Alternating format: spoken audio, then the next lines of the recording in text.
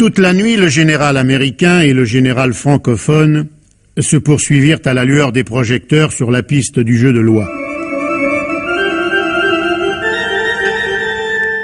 Une véritable hécatombe avait eu lieu de part et d'autre, mais sans que cela soit vraiment passionnant. Le hasard avait voulu que les combattants n'atterrissent jamais sur les cases intéressantes. Ainsi, il n'y avait pas eu d'officiers empalés, ni d'enfants de troupes déchiquetées, ni d'auxiliaires féminines de l'armée de l'air obligées de grimper sur les épaules les unes des autres pour être décapitées par les pales des hélicoptères. Les cases ablation du bras, ventre ouvert, crâne découpé, étaient restées désespérément vides. Une guerre médiocre en vérité. Il ne restait plus que 4 cases sur le parcours. Et c'était au tour du général français. Les chutistes sautèrent et indiquèrent les chiffres 3 et 1. Le général français avança, 1, 2, 3, 1. Il terminait son parcours le premier, et encore une fois, malheureusement, nous gagnions.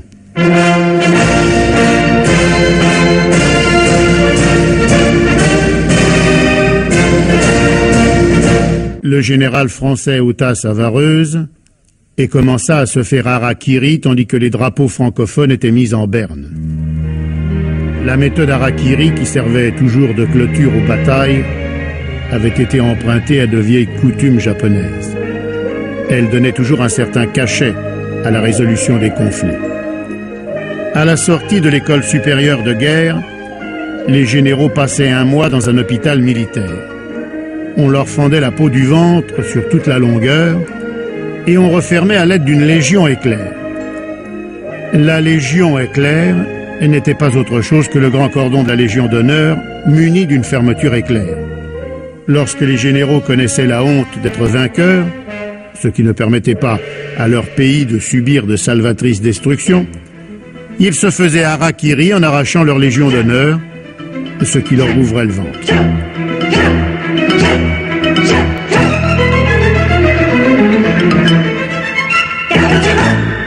Le général français commença sa lente agonie, tandis qu'on jouait l'hymne francophone.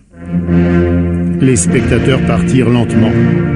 Je me joignis au cortège.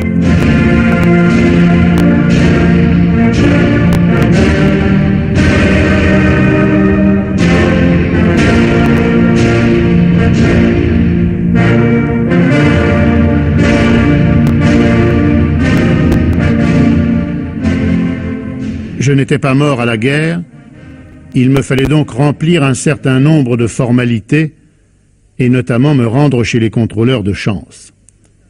Tout individu qui échappait à la mort après une guerre devait être examiné par des spécialistes qui cherchaient à déterminer les raisons de sa chance.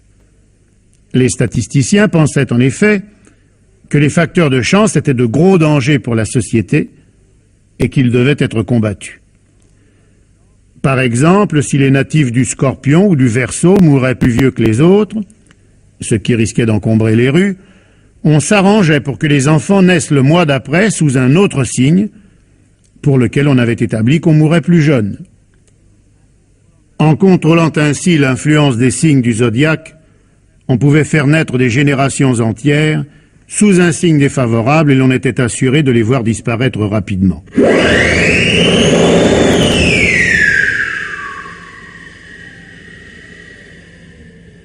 Les contrôleurs de chance étaient redoutables. On connaissait peu de choses sur eux, mais on savait qu'en imaginant le pire, on était au-dessous de la vérité. Ils vivaient dans un univers de fer, de feu, de sang, de potence, de guillotine, de gaz, de pics, de pales, d'entonnoirs, d'acide, de fosses, de hachoirs, de couperets, plus un certain nombre d'autres choses assez désagréables.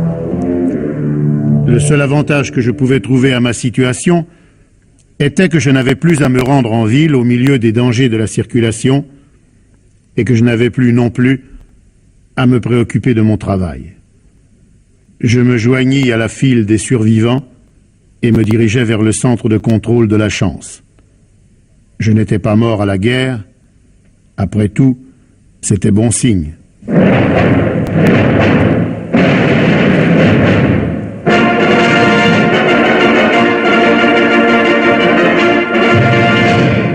ne pas mourir, c'est toujours bon signe, mais notre héros ne sera-t-il pas brûlé, haché, découpé, empalé, piqué, noyé ou toute autre chose que je n'ose pas imaginer? Vous le saurez au cours du prochain épisode de notre feuilleton qui essaie vraiment de vous montrer ce que sera le futur.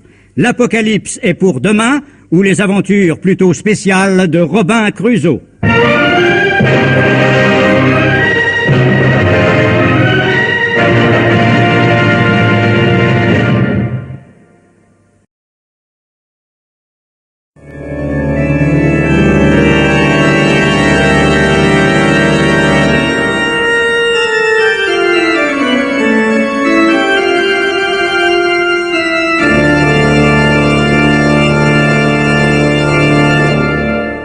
J'arrivai devant l'immeuble des contrôleurs de chance, franchis le grand porche et suivis un long tunnel. Je n'avais jamais eu à affronter les contrôleurs, mais je savais que 1000 pièges me seraient tendus et qu'il me faudrait subir quantité d'épreuves avant de les rencontrer. Car les contrôleurs de chance ne s'intéressaient, pour leurs statistiques, qu'aux survivants tenaces, et jusqu'à la dernière minute tentaient de les abattre. Le tunnel n'était pas éclairé. Écarquillant les yeux, je tentais de distinguer s'il n'y avait pas quelques fosses, quelques mâchoires de fer ou autre système prêt à me hacher, à me broyer, me mâcher. Il y avait d'autres véhicules devant et à côté de moi sur plusieurs files dont les conducteurs, comme moi, cherchaient leur chemin. Soudain, une sorte de grille s'abaissa devant la rangée qui me précédait et juste devant mon capot, une autre grille. 5 voitures furent ainsi mises en cage. Je vis les conducteurs lever les yeux au ciel, s'attendant à ce que leur toit fût percé par quelques lames ou écrasé par quelques marteaux pilons. Mais l'attaque vint d'en bas. Je vis la terre s'ouvrir sur une ligne et 5 vrilles en sortir qui commencèrent à entamer le plancher des véhicules, puis le siège avant. Conscients du danger, les conducteurs tentèrent de se lever, de monter sur leur siège, mais furent empalés en quelques secondes. Au plafond du tunnel, de puissants électroaimants aspirèrent les voitures devenues cercueils. Les grilles se relevèrent.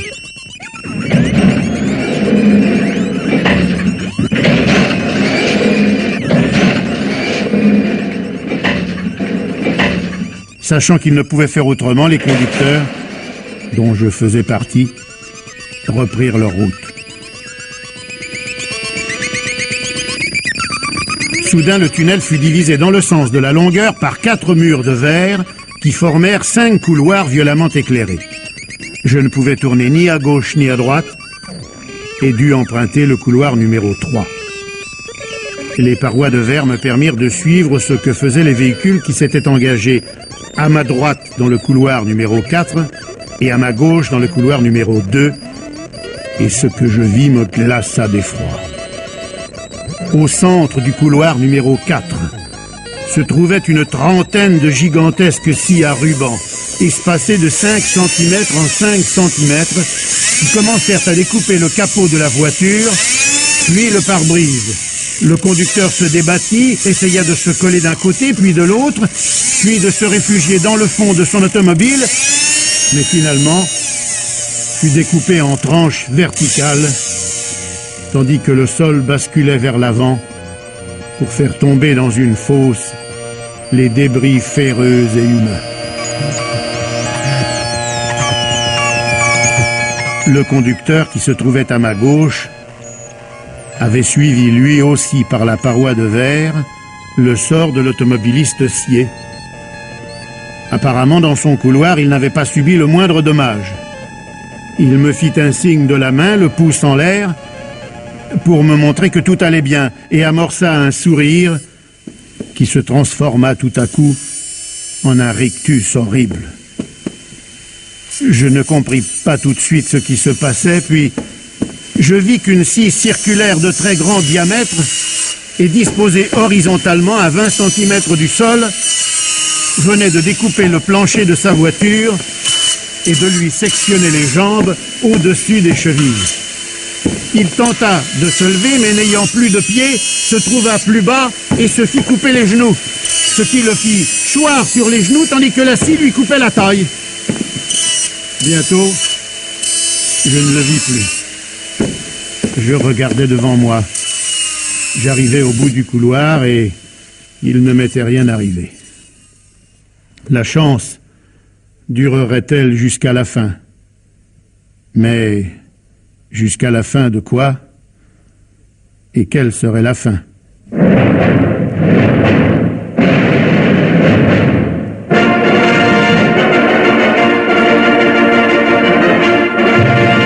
La situation est telle qu'on n'ose même plus se poser de questions. On n'a pas besoin d'ailleurs, puisque l'on saura tout au cours du prochain épisode de notre feuilleton terriblement contemporain dans sa cruauté objective, L'Apocalypse est pour demain, ou la confession métaphysique de Robin Crusoe.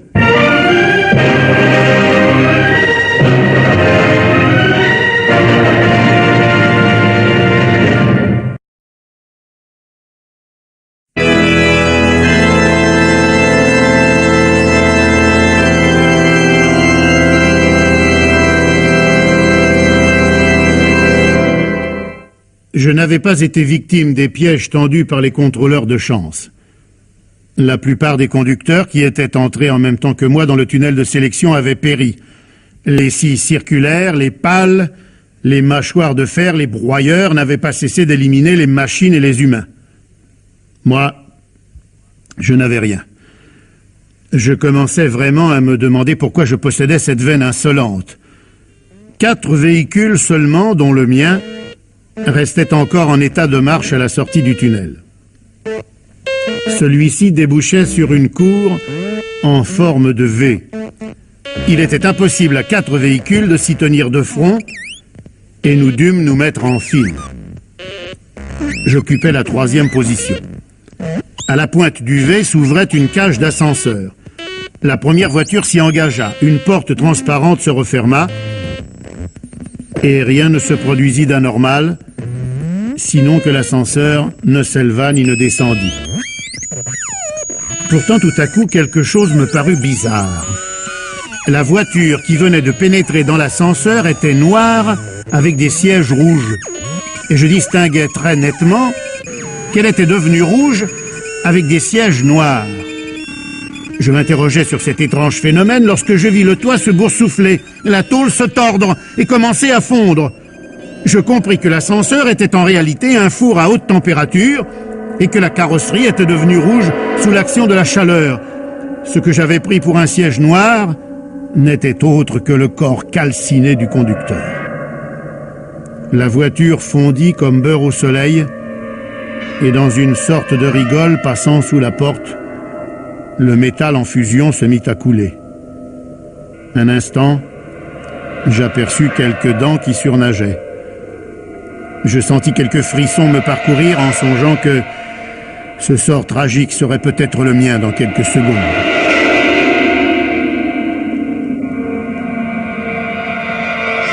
Les murs qui cernaient la cour en forme de V semblèrent tout à coup s'élargir. Illusion d'optique? Non. Des cloisons mobiles s'écartaient. La cour devint rectangulaire et, de part et d'autre du four ascenseur, dont la porte ne se rouvrait pas, apparurent 2 orifices sombres, surmontés d'un panneau « Entrée ». Le conducteur qui me précédait hésita. Devait-il aller à droite ou à gauche? Il était maître de la situation. Fatalement, je devrais prendre la place qu'il allait laisser libre.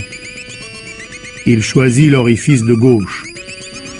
J'attendis quelques instants pour voir quel sort lui était réservé, mais je vis simplement sa voiture s'élever sur un monte-charge. J'avançai à mon tour, pénétrai dans l'orifice de droite et sentis que je me levais également pour arriver dans une vaste salle où l'autre voiture se trouvait déjà. Elle s'était engagée sur une piste inclinée conçue sur le principe des billards électriques que l'on trouvait autrefois dans les cafés. Et c'était un ensemble de couloirs, de trous, de rampes et de plots lumineux. Sur le mur du fond, un gigantesque tableau comportant un immense panneau totalisateur de points.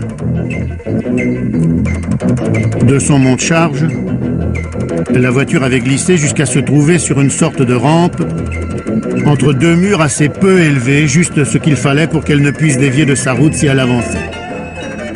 Elle allait avancer. Un monstrueux ressort s'installait déjà derrière le véhicule. Il recula et, se relâchant avec une violence inouïe, le projeta en avant avec une force incroyable. Le sol était huileux et la voiture partit à toute vitesse. Elle remonta toute la longueur de la piste, dérapa, tournoya et redescendit vers le bas. 4 couloirs s'ouvraient devant elle. 3 d'entre eux étaient conçus comme des stations de lavage, mais les jets qui s'y croisaient étaient sans doute des jets d'ammoniac ou d'esprit de sel, car une odeur insupportable se répandit.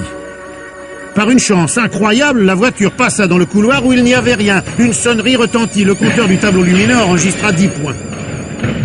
La voiture continua à tournoyer. Elle heurta des plots et à chaque fois des points s'additionnaient. En bas de la piste, il y avait une fosse au fond de laquelle je pus distinguer une sorte de moulinette géante. Après avoir rebondi dans tous les sens, la voiture se dirigeait vers la fosse. Je pensais que c'en était fini du conducteur. Il finirait dans la fosse, à la moulinette, et je ne tarderais pas à le rejoindre.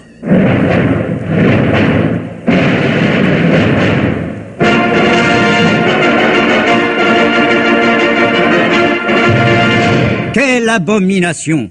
Après avoir triomphé de tant d'épreuves, de tant d'embûches, échappé à tant de traquenards, chausses-trappes et dangers divers, notre héros va-t-il finir dans une moulinette comme un vulgaire légume? Vous le saurez au cours du prochain épisode de notre grand feuilleton contre la civilisation de consommation, l'Apocalypse est pour demain, ou les aventures on ne peut plus réelles et authentiques de Robin Crusoe.